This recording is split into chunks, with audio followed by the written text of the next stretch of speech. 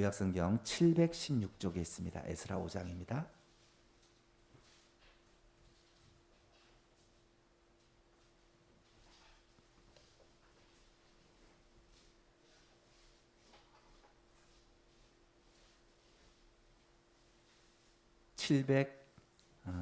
(716) 쪽에 에스라 5장 1절부터 마지막 17절까지 한 절씩 교독하시겠습니다. 찾으셨으면 교독합니다. 선지자들 곧 선지자 학개와 이도의 손자 스가랴가 이스라엘의 하나님의 이름으로 유대와 예루살렘에 거주하는 유다 사람들에게 예언하였더니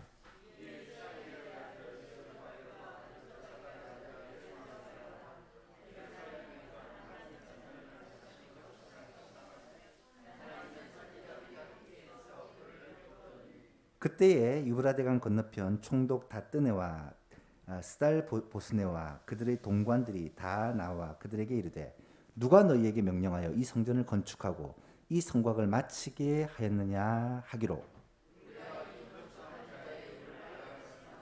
하나님이 유다 장로들을 돌보셨으므로 그들이 능히 공사를 막지 못하고 이 일을 다리오에게 아뢰고 그 답장이 오기를 기다렸더라.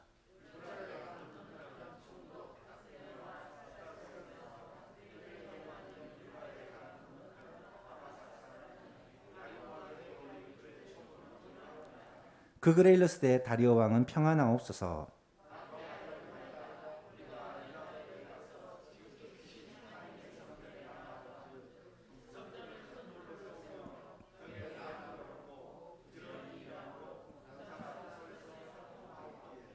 우리가 그 장로들에게 물어보기를 누가 너희에게 명령하여 이 성전을 건축하고 이 성곽을 마치라 하였느냐 하고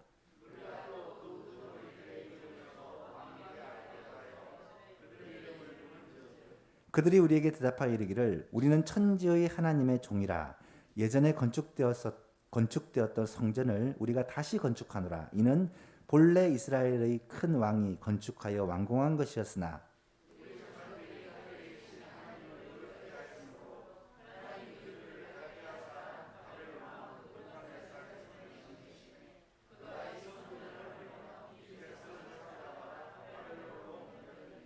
바벨론 왕 고레스 원년에 고레스 왕이 조서를 내려 하나님의 이 성전을 다시 건축하게 하고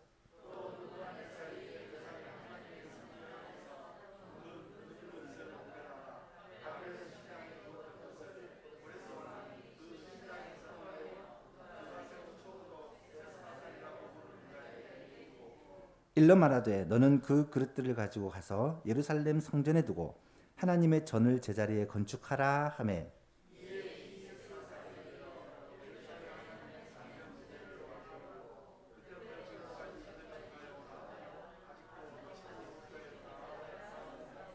함께 읽습니다. 이제 왕께서 좋게 여기시거든 바벨론에서 왕의 보물 정각에서 조사하사 과연 고레스 왕의 조서를 내려 하나님의 이 성전을 예루살렘에 다시 건축하라 하셨는지 보시고 왕은 이 일에 대하여 왕의 기쁘신 뜻을 우리에게 보이소서 하였더라. 아멘. 우리 금요기도의 시간에 에스라서 말씀을 계속해서 살펴보고 있습니다. 에스라서는 1차 포로 귀환을 했던 세스바살이라고도 부르는 스룹바벨과 그리고 예수와 대제사장을 중심으로 한 5만 명의 성도가 예루살렘에 돌아와서 성전을 건축하는 장면을 기록합니다. 3장에서 6장은 성전 건축의 역사가 기록이 되어 있는데요. 3장은 성전 건축이 시작된 사건, 그리고 4장에서는 반대자들을 만나 성전 건축이 멈춰진 사건에 대해서, 오늘 본문 5장은 성전 건축이 다시 시작된 그 일에 대해서, 그리고 6장에서는 성전 건축의 역사가 마무리되는 그러한 일이 기록이 되어 있습니다. 예루살렘 성전을 건축하는 일은 예루살렘 이스라엘 백성들에게서 너무 중요한 일입니다. 왜냐하면 하나님의 백성 이스라엘 유다 백성들은 이 성전이 하나님과 하나님의 백성 사이에 상징적인 건물이기 때문이다. 왜냐하면 하나님을 예배하는 저서요 하나님의 임재가 약속된 장소였기 때문이죠. 이스라엘 민족을 하나로 모으고 하나님의 백성으로 정체성을 찾는 굉장히 중요한 역할을 이 성전이 하게 된다는 것입니다. 그래서 이스라엘 백성들이 바벨론에서 포로 생활을 하다가 이 먼 예루살렘까지 다시 돌아오게 된 이유가 바로 이렇게 성전을 건축하기 위함이었다라는 것을 우리는 말씀을 드렸습니다. 성전 건축 역사가 이제 모든 이 유대인들의 힘을 모아 시작을 했는데 문제가 생깁니다. 이를 방해하는 사람들이 생겼죠. 사마리아인들, 북이스라엘의 후예로 다른 민족과 섞인 사마리아 사람이라 불리는 이 혼혈족이 자신들도 이 성전 역사에 끼워달라. 하지만 스룹바벨과 예수와 이 유대의 장로들은 강력하게 거부를 합니다. 너희들은 이 거룩한 일에 함께 동참할 수 없다라는 것입니다. 이 일로 말미암아 사마리아 사람들이 이 성전 공사를 방해하기 시작합니다. 온갖 방법을 가지고 방해를 하는데요. 먼저 공갈과 협박을 해서 성전을 건축하지 못하도록 하다가 안 통하니까 이번에는 페르시아의 관리, 이 유다가 페르시아의 속국이잖아요. 페르시아의 관리들에게 돈을 뇌물을 주어가지고 이 성전 공사를 좀 하지 못하게 막아달라 부탁을 합니다. 그것도 안 통하니까 이번에는 페르시아 왕에게 직접 조서를 편지를 보내가지고 이 이스라엘과 유다라는 민족은 이 성전만 있으면 왕을 섬기지 않고 페르시아 왕을 섬기지 않고 자기들의 신을 섬기고 왕의 말을 거역하고 자기들 마음대로 하는 반역을 할 것입니다. 그래서 이 성전을 허락해서는 안 됩니다. 라는 내용의 편지를 써서 페르시아 왕에게 보내게 되죠. 그래서 어떻게 됩니까? 결국 페르시아 왕은 이 성전 공사를 멈추도록 지시를 하고 4장 24절에 이에 예루살렘에서 하나님의 성전 공사가 바사왕 다리오 제2년에 중단이 되었다 라고 기록을 합니다. 이때부터 무려 15년 동안이나 성전 건축이 중단이 됩니다. 여러분, 이와 같이 분명히 하나님의 뜻이고 하나님이 기뻐하시는 일임에도 불구하고 방해를 받을 때가 있다라는 거예요. 어려움을 당할 수도 있다는 것입니다. 우리가 분명히 하나님의 뜻을 따라 살고 말씀대로 순종하며 살려고 애를 쓰는데도 끊임없는 어려움이, 환난이, 고난이 닥쳐올 때가 있다라는 거예요. 그럴 때 어떻게 해야 되나? 먼저 기억할 것은 이런 어려움들을 만났을 때 이것을 이상하게 여기지 말고 받아들이라는 거예요. 사도 베드로는 우리가 주의 뜻대로 살려고 할 때도 어려움은 닥쳐온다. 문제는 생긴다. 하지만 그것을 이상하게 여기지 말라고 그렇게 이야기를 합니다. 베드로전서 4장 12절 이하를 보니까 사랑하는 자들아 너희를 연단하려고 오는 불시험을 이상한 일 당하는 것 같이 이상히 여기지 말고 오히려 너희가 그리스도의 고난에 참여하는 것으로 즐거워하라. 이는 그의 영광을 나타나실 때에 너희로 즐거워하고 기뻐하게 하려 함이라. 사도 야고보도 비슷한 권면을 합니다. 내 형제들아 너희가 여러 가지 시험을 당하거든 온전히 기쁘게 여기라. 이는 너희의 믿음의 시련이 인내를 만들어내는 줄 너희가 알미라. 인내를 온전히 이루라. 이는 너희로 온전하고 구비하여 조금도 부족함이 없게 하려 합니다. 라고 말씀을 합니다. 그런데 문제는 어려움들을 만났을 때 그냥 참고 기다리는 것만으로 이 문제가 해결이 되지 않는다는 것입니다. 그래서 때로는 이러한 방해를 만나고 이러한 환난을 만날 때 우리가 믿음으로 적극적으로 돌파하고 이겨야 되는 일이 우리에게 있어야 한다, 필요하다는 거예요. 사업을 할 때, 자녀를 양육할 때, 직장 생활을 할 때, 결혼을 할 때, 교회를 이렇게 세워나갈 때도 필연적으로 환난이 오고 어려움이 오고 때로는 사방이 막힌 그런 힘든 일을 경험하게 되죠. 그럴 때 우리는 믿음으로 결단하고 하나님의 말씀을 순종하며 돌파해야 될 때가 있다라는 것입니다. 그래서 야고보서 에서는 이런 어려움을 만나거든 하나님 앞에 지혜를 구하며 기도하라고 그렇게 권면합니다. 야고보서 1장 5절 말씀, 우리가 잘 아는 말씀이죠. 같이 한번 읽어볼까요? 시작. 너희 중에 누구든지 지혜가 부족하거든 모든 사람에게 후히 주시고 꾸짖지 아니하시는 하나님께 구하라. 그리하면 주시리라. 아멘. 여기서 지혜는 공부를 잘하는 지혜를 말하는 것이 아니라 환난과 어려움을 이겨낼 수 있는 그런 지혜를 말하는 것입니다. 오늘 본문 5장에 바로 이런 일을 만나게 되죠.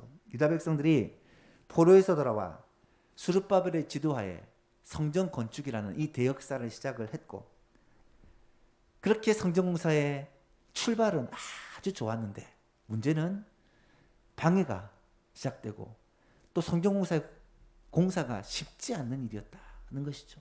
그래서 결국은 이 성전 공사가 멈춰지게 되고 15년이라는 세월 동안 진전이 없게 되자 아마 내부에서 어떤 소리가 들렸을까?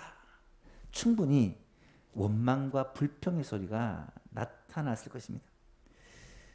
사마리아 사람들도 좀 끼워달라고 하면 끼워줄 걸 괜히 거절했다가 이런 어려움을 당하지 않느냐, 뭐 그런 소리도 나왔겠죠. 적당하게 좀 쉽게 타협하면서 그렇게 했으면 좋았을 걸, 왜 꼭 우리가 하나님의 뜻을 구하고 하나님의 법대로 하다가 이렇게 고생할까, 그런 생각을 했을 수도 있습니다. 게다가 지도자였던 스룹바벨과 여호수아, 예수아는 더 많은 고민과 갈등에 시달렸을 것입니다.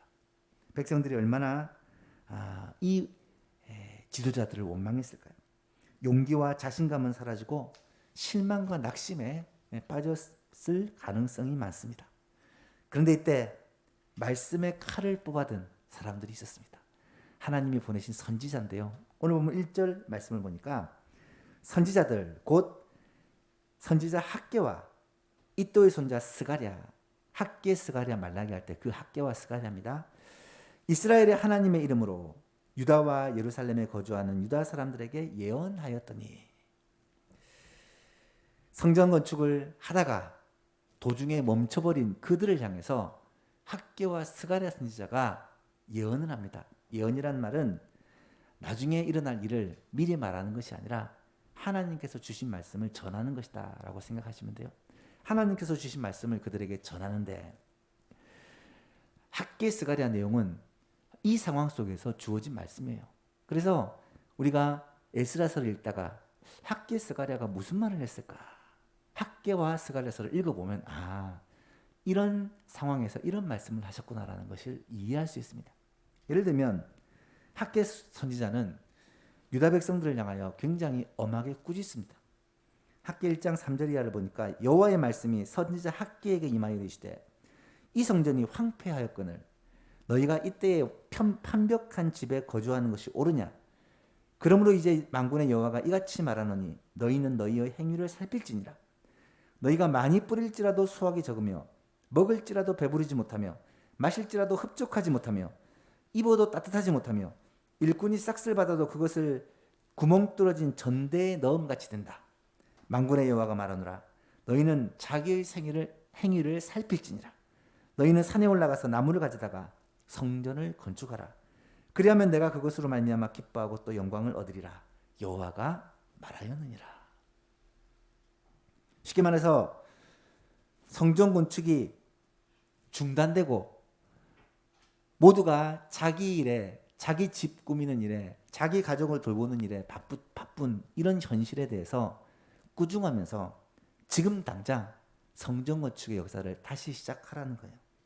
그것이 하나님의 뜻이라는 것입니다. 여러분 한번 생각해 보세요. 진퇴양난의 상황입니다. 지금 페르시아의 왕은 이 유다를 점령하고 있는 페르시아의 왕은 성전 건축을 하지 말라고 명했고, 하나님은 선지자를 통해 성전 건축을 시작하라고 하는데 과연 어떻게 해야 될까? 고민이 되지 않겠습니까?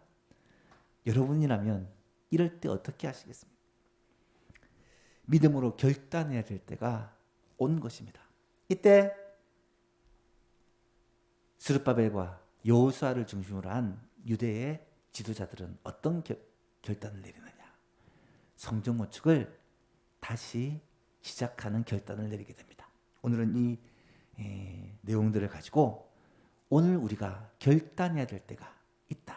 그리고 그때 어떻게 해야 될지를 깨닫는 귀한 시간이 되었으면 좋겠습니다. 첫 번째로 믿음의 결단이란 먼저 내 삶의 우선순위를 살피는 것입니다. 포로에서 돌아온 유다 백성들이 왕의 명령 때문에 어쩔 수 없이 공사를 중단하고 자기 집 짓고 자기 농사를 짓고 자기 가족들을 돌보는 일에 그렇게 열심히 살았습니다. 여러분, 자기 일을 열심히 하고 살아가는 것이 결코 죄가 아닙니다. 나쁜 것이 아닙니다. 오히려 성경은 자신의 일에 최선을 다하고 자신의 가족과 자신의 가정, 이 경제적인 풍요를 위해 열심히 일하는 것을 굉장히 좋은 것으로 그렇게 말씀을 합니다. 전도서 3장에 보면 그러므로 나는 사람이 자기 일에 즐거워하는 것보다 더 나은 것이 없음을 보았나니 이는 그것이 그의 몫이기 때문이다. 자신의 일에 최선을 다해서 수고하고 그 수고의 열매를 거두는 것이 정말 좋은 것이고 아름다운 것이다 라는 것이죠. 그런데 문제가 무엇입니까? 성전 공사를 시작했다가 멈추어 놓고 15년이라는 세월을 방치를 해놓고 자기 일에 지금 바쁜 거예요. 그러면서 말하기를 아직은 성전 건축을 할 때가 아니다.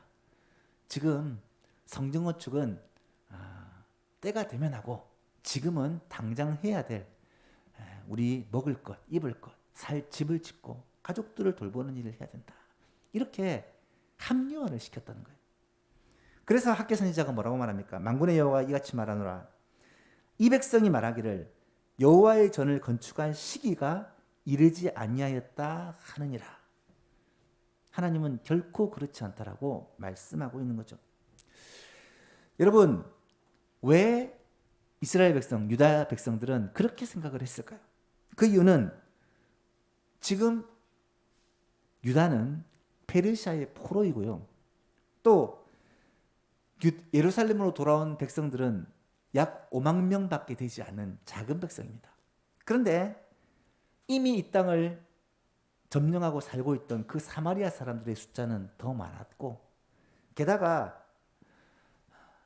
이 예루살렘과 유다 땅이 완전히 폐허가 된 상태라서 땅을 개간하고 무너진 집을 다시 세우고 사람이 살 수 있는 이런 환경을 갖추기 위해서는 사실은 시간이 필요하고 노력이 필요했다는 거예요.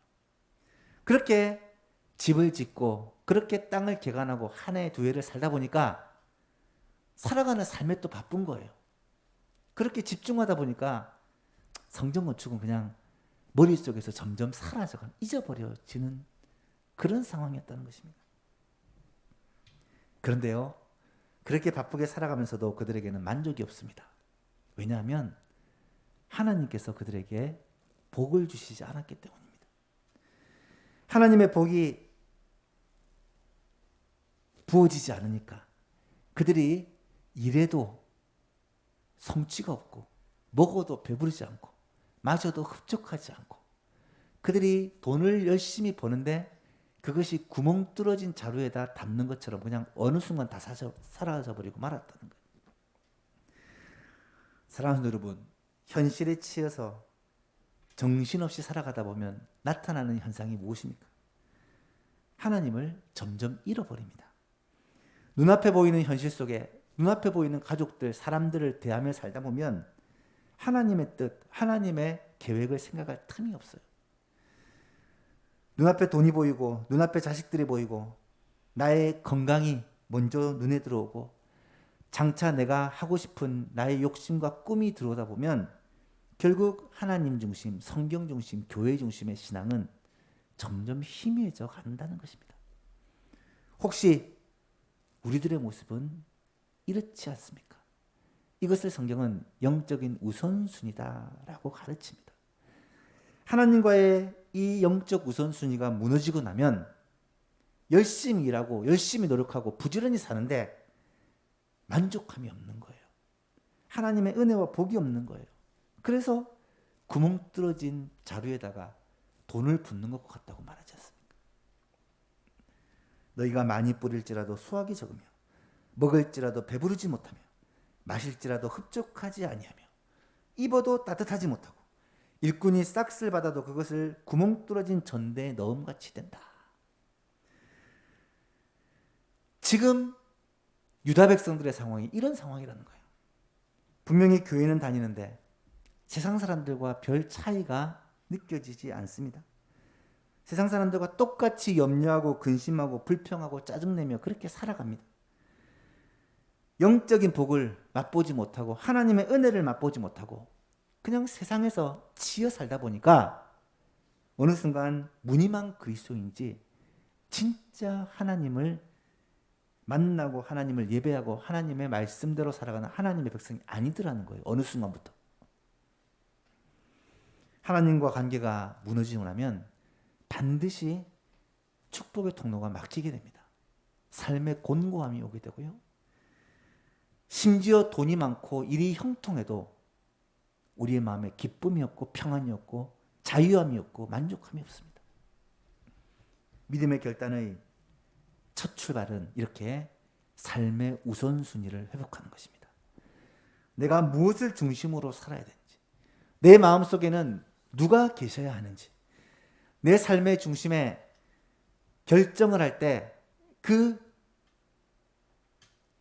기준이 무엇이어야 되는지, 내 시간과 내 물질과 내 이 에너지를 사용할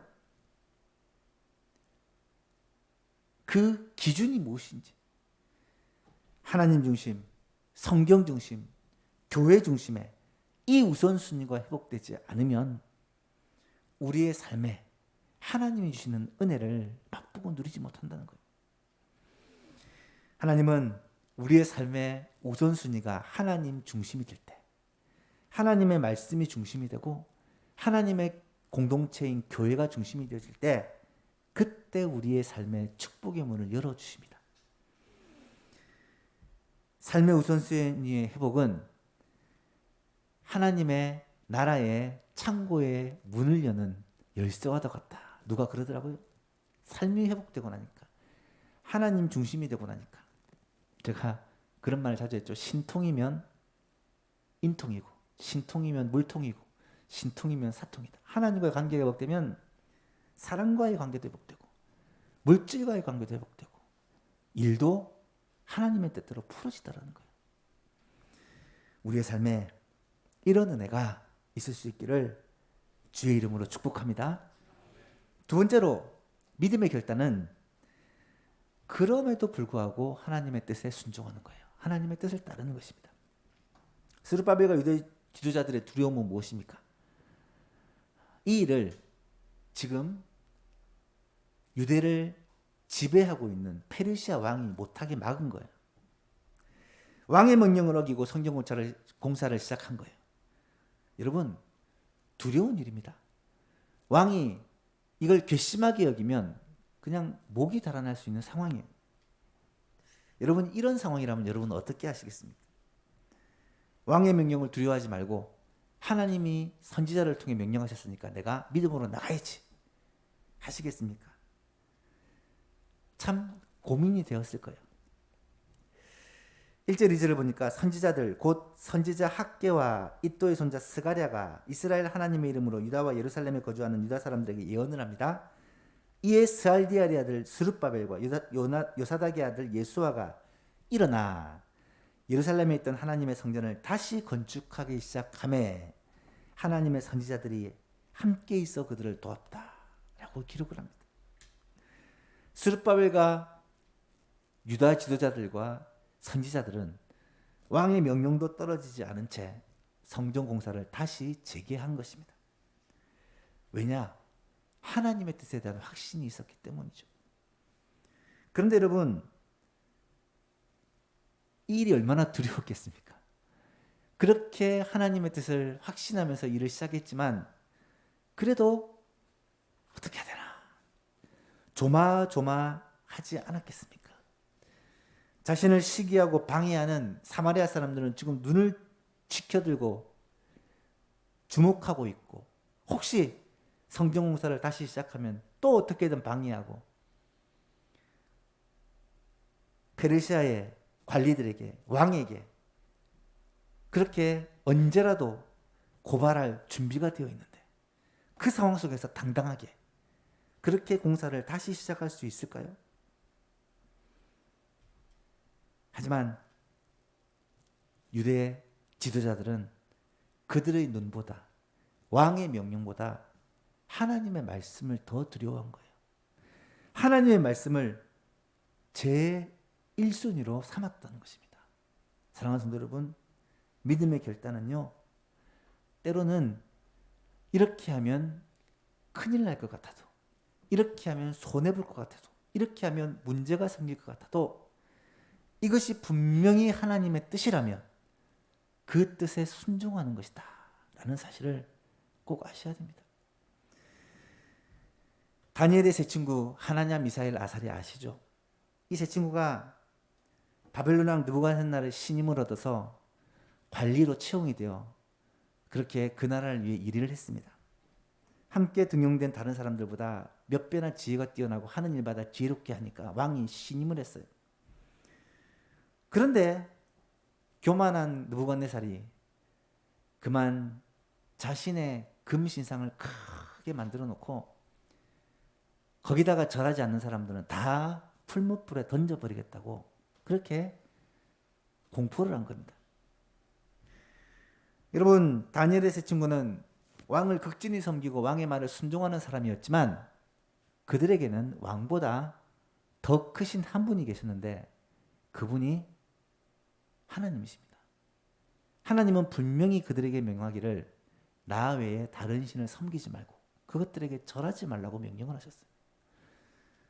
사람에게 인사를 하는 거야 인격체니까 그럴 수 있지만 금신상, 분명히 우상에게 엎드려 절을 하는 것은 하나님의 명령을 어기는 겁니다.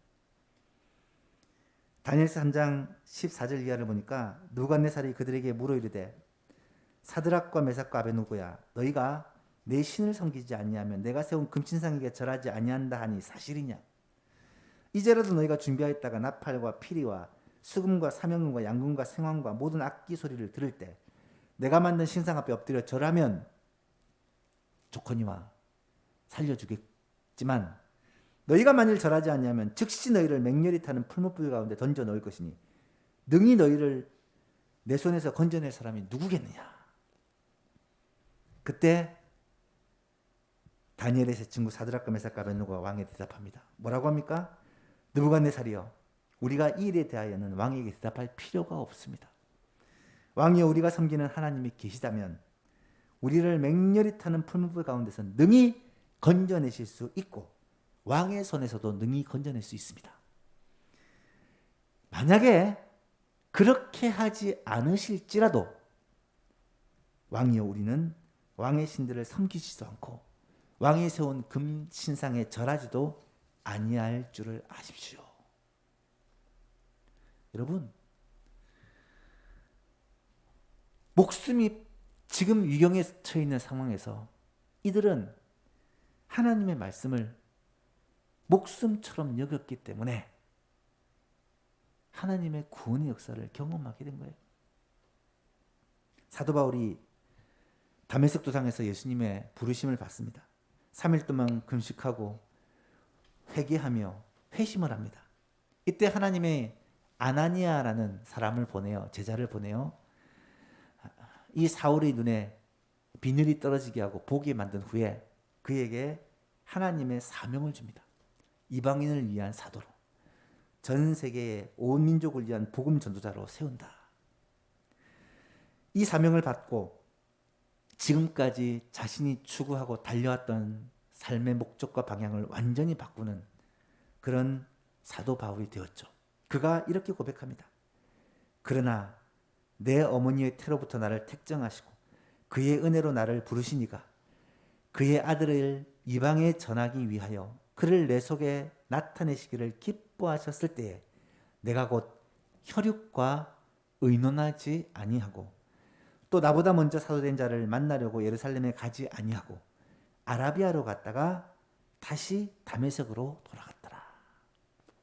여러분, 바울 사도는 하나님의 부르심을 받고 이것을 가족들과 먼저 의논하고 사도들과 먼저 의논하지 않았다는 거예요. 왜 그랬을까요? 가족들과 의논하면 분명히 말릴 거기 때문에.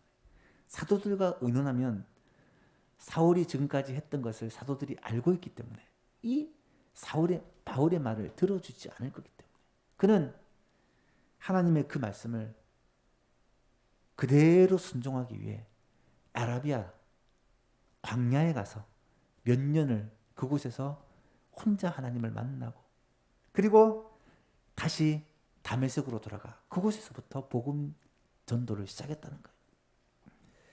우리도 때때로 큰 모험을 해야 될 때가 있습니다. 때로는 고생을 감수해야 될 때가 있어요. 시간적인 물질적인 손해를 감내해야 될 때가 있습니다. 지금까지 내가 쌓아왔던 기득권과 익숙했던 삶을 포기해야 될 때가 있어요. 어쩔 때는 목숨까지 걸어야 될 때가 있다라는 것입니다. 하지만 우리는 이것이 나에게 도움이 되느냐, 유익하냐, 이것이 나에게 어떤 결과를 나타낼 것이냐, 이것을 묻기 전에 가장 먼저 물어야 되는 것, 이것이 과연 하나님의 뜻이냐, 이것이 과연 하나님이 기뻐하시는 일이냐, 이것이 하나님이 나에게 주시는 확실한 명령이냐, 그것을 묻고 만약에 그렇다라는 믿음의 확신이 든다면 모든 고난과 어려움에도 불구하고 그럼에도 불구하고 순종할 수 있는 믿음이 꼭 필요하다는 거예요.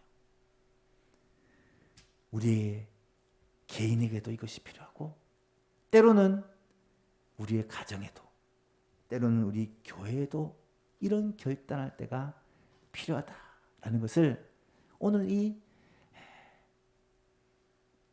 유다 백성들 특히 스룹바벨과 예수아를 통해 한 번 더 우리가 깨닫게 됩니다. 마지막으로 믿음의 결단은 하나님의 기적의 손길을 경험하게 됩니다. 이거는 결과를 말하고 있는데요. 3절에 보니까 그때 유브라데강 건너편 총독 다뜨네와 스달보스네와 그들의 동관들이 다 나아가 그들에게 이르되 누가 너희에게 명령하여 이 성전을 건축하고 그 성곽을 마치게 했느냐. 아니나 다를까 우려했던 일이 일어나고 맙니다. 주변에 있던 총독들이 우르르 몰려와가지고 분명히 왕의 명령에 따라 이 공사를 멈추라 했는데 왜 15년이 지났다고 다시 일을 시작하느냐, 누가 이 일을 허락했느냐, 불같이 화를 냅니다. 여러분 한번 생각해 보십시오. 얼마나 떨렸을까. 하지 말라 했는데 이 일을 함으로 말미암아 앞으로 당할 일들에 대해서 얼마나 두려웠을까. 그런데요, 놀라운 일이 일어납니다. 주의 총독이 아마 이것을 고발한 사마리아 사람들의 그 고발을 듣고 쫓아왔을 거예요. 그리고 이 불법한 일에 대해서 분명히 이들에게 항의를 했을 겁니다. 그럼에도 불구하고 총독들은 이 공사를 못하도록 멈추도록 막지를 않았다는 것입니다. 6절에서 17절 이하를 보시면 그들이 이 상황에 대해 편지를 써서 다리오 왕에게 편지를 써서 보내는데 그 내용을 쭉 읽어보면 놀랍게도요, 이 공사를 막기 위해서 보내는 편지가 아니라 오히려 유다 백성들을 변호하기 위해서 보내는 편지 같고요. 왕의 명령을 지금 분명히 거역하고 있지만 이거는 사실 선왕이었던 바사왕 고레스가 성전을 건축하라는 명령을 내려서 이들이 왔고 그 명령에 따라 지금 건축하고 있습니다 라는 이 내용을 편지에 기록해서 보낸 거예요. 역사를 확인해 보시면 분명히 선왕 고레스가 이런 명령을 내려서 지금 그 명령 순종하고 하고 있습니다 라고 편지를 보내가지고 오히려 왕을 설득하고 있는 거예요. 여러분 어떻게 이런 일이 있을 수 있습니까? 사마리아 사람들은 분명히 왕이 이 일을 금했기 때문에 절대로 못할 것이라 생각했는데 놀랍게도 이 성경 건축을 다시 시작했고 이제 한번 너희들 이제는 맛 좀 봐라 하면서 옆에 있는 총독들에게 그렇게 고발을 했는데 와서 보고는 그들의 기대와는 전혀 다른 편지를 써서 다리오 왕에게 보내고 있더라는 거예요. 어떻게 이런 일이 일어날 수 있었을까? 오늘 본문에서는 그 이유를 단 한 단어로 간단하게 설명을 합니다. 하나님이 유다 장로들을 돌보셨으므로 능히 그 공사를 막지 못했다. 하나님이 유다 지도자들을 돌보셨기 때문에 그 역사를 막지 못하게 하셨다는 거예요. 사랑하는 여러분, 저는 이 말씀에 너무 감동을 받았습니다.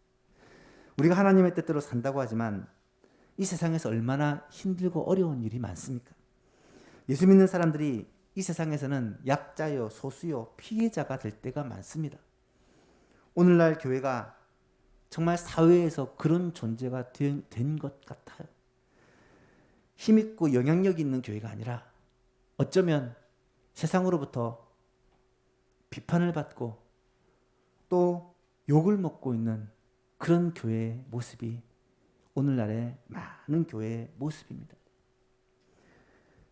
왜 그렇게 걱정할 일이 많고 두려운 일이 많고 왜 그렇게 우리를 힘들게 하는 사람이 많고 괴롭히는 사람이 많겠습니까? 교회는요, 하나님 나라의 공동체예요. 하나님 나라의 공동체는 하나님의 나라를 넓혀가는 그런 공동체예요. 세상은요, 공중의 권세 잡은 사탄에게 속한 나라입니다. 하나님의 나라가 사탄의 나라를 계속 침노하는 것을 가만히 보고 구경하고 있을 그런 사람은 없다는 거예요. 어쩔 수 없이 영적 전쟁이 끊임없이 일어나게 되어지고 이 영적 전쟁 가운데서 교회는 날마다 영적인 싸움을 해야 된다는 것입니다. 우리의 삶에 이렇게 복잡하고 어려운 일들이 꼬이면 우리는 지칠 수밖에 없고 포기하고 낙심하고 싶은 생각이 들 수도 있죠. 그런데 성경은 뭐라고 말합니까? 그 가운데 하나님께서 유다의 장로들을 돌보셨으므로 하나님께서 그런 궁지에 몰린 하나님의 백성 예소망 교회를 돌보셨으므로 하나님께서 우리 예소망 교회의 목사와 장로님들과 집사님들과 권사님들을 돌보셨으므로 그러므로 말미암아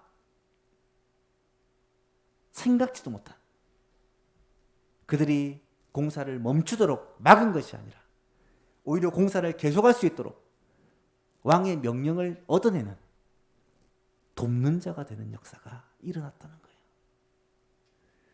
사랑하는 예수만교 성도 여러분, 하나님은 그때 역사하신 그 하나님은 오늘 이 시간에도 동일하게 역사하고 계심을 믿으시기 바랍니다. 그렇다면 우리에게도 스룹바벨이 가졌던 예수아가 가졌던 이 유다 장로들이 가졌던 믿음의 결단과 순종이 꼭 필요하다는 거예요. 하나님이 돌보시면 불가능한 일들이 가능하게 되고요. 하나님께서 함께 하시면 걱정하는 일들이 찬송으로 바뀌게 됩니다. 하나님 우리에게 은혜를 베풀어 주시면 지금 내가 내 힘으로 감당할 수 없는 그 모든 문제가 놀랍게도 하나님을 찬양하는 제목이 되고 하나님의 역사를 간증하는 간증의 고백이 될 것입니다. 이런 은혜가 우리 예소망교회에서 꼭 있게 되기를 주님의 이름으로 축복합니다. 말씀을 맺습니다. 오늘 말씀의 제목이 믿음의 결단입니다. 오늘 말씀을 통해 우리가 분명히 깨닫게 되는 사실은 하늘에 계신 우리 아버지는 우리가 하나님의 뜻대로 살려고 발버둥치고 하나님의 뜻을 구하고 하나님의 그 뜻이 무엇인지를 깨닫고 순종하려고 하면 너무너무 기뻐하신다는 것이고, 그리고 우리가 연약하고 어리석을지라도 우리를 도와주시고 함께 해주시고 믿음을 더해 주시고 지혜를 공급하여 주신다는 거예요. 그래서 우리는 하나님과 동력하는 하나님의 동력자들이 될 수 있고, 그럴 때 우리를 둘러싼 모든 문제는 해결이 되어지고 하나님의 역사의 통로가 되고 도구가 될 수 있을 것입니다. 사랑하는 여러분, 2021년 지난해부터 계속된 코로나라는 어두움의 터널을 지금도 계속해서 지나고 있습니다. 이 터널이 끝이 어딜지는 알 수 없고, 이 터널이 지나고 나면 또 다른 터널이 기다리고 있을지도 알 수가 없습니다. 분명한 것은 세상은 계속해서 우리들을 향하여 하나님을 제대로 섬기지 못하도록, 하나님의 말씀대로 순종하지 못하도록 우리를 미혹할 것이고 넘어뜨리려 할 것이고, 때로는 협박할 것이고, 때로는 두려움을 주기도 하겠지만, 그럼에도 불구하고 우리는 하나님을 우리의 삶의 최우선 순위로 삼고 하나님의 말씀을 목숨처럼 중요하게 여기고 그 뜻에 순종하며 살아갈 때 하나님께서는 우리와 함께 하시고 우리에게 은혜를 베풀어 주시며 우리를 통하여 하나님의 살아계심을 보여주는 그런 믿음의 동력자로 우리를 사용하여 주실 것입니다. 모든 일들이 우리가 생각한 계획대로 그대로 이루어지지는 않겠지만, 여러분, 모든 삶에서 하나님의 뜻이 이루어지게 될 것입니다. 그 안에는 우리들의 건강도, 우리 가족들의 평안도, 사업도, 생업도, 수많은 일들도, 예수만 교회가 행하는 모든 그런 일들도 포함될 거예요. 때로는 그런 생각을 참 많이 해요. 우리 교회가 빨리 성장을 해야 다음 세대를 좀 바르게 키울 수 있는 그런 시스템도 만들고, 아이들이 함께 모여 그렇게 하나님 예배하고 믿음으로 자랄 수 있는 그런 인프라도 만들고, 교육자들도 좀 여러 명 와서 부서를 맡아서 좀 제대로 교육도 하고, 그렇게 되어야 사람들이 교회에 올 수 있을 건데, 그런 생각을 사실 할 때가 많습니다. 이랬으면 정말 좋겠다. 이것이 정말 필요하다. 그런 생각을 가지고 사실은 기도하고 또 하나님 앞에 울 때가 있어요.